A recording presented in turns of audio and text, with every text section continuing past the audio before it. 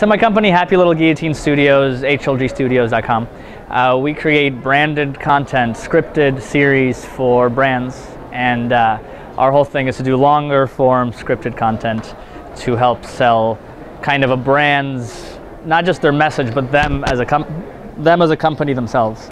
So to create brand affinity, so not just sell like a Coke, but to sell like the whole idea of Coca-Cola. Distribution online has kind of been divided in that YouTube is more for sort of quicker videos, whereas places like Hulu and Amazon now and other platforms that are developing are more for catered more for scripted content. I think that a viewer going on YouTube is going to be, it's a harder sell to get them to watch 22 minutes. So when we go in and pitch our longer stuff, we'll often say we have partnerships with Hulu and things like that we could potentially get the show on, and that's where the audience kind of sits to watch the longer form. However, that's not to say that you can't do that on YouTube, and that's always an option. And with working with places like Big Frame and Maker and all those places, you can get an audience, but it is harder. And there's just a lot more platforms out there now, and I think sticking to just YouTube isn't the best option. You have to kind of see what your show works with where.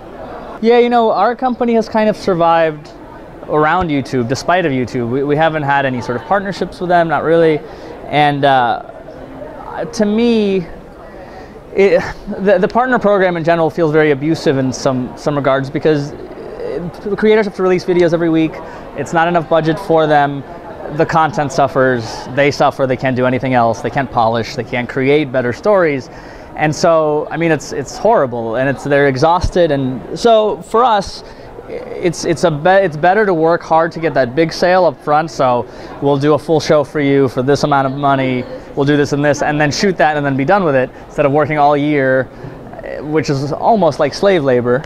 So, you know, we kind of figured that out before. I think for YouTube to sort of retain its fans, they have to increase how much they pay. They have to get bigger brand deals for their creators, and they have to value the people that they pay. It's not, just because it's online doesn't mean you can pay people less money. That's this weird perception that needs to change now.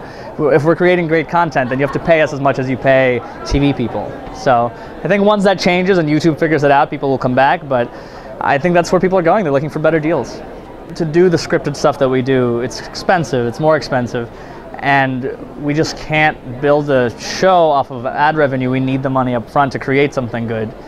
And to me, it's not a format, it's not a model that works.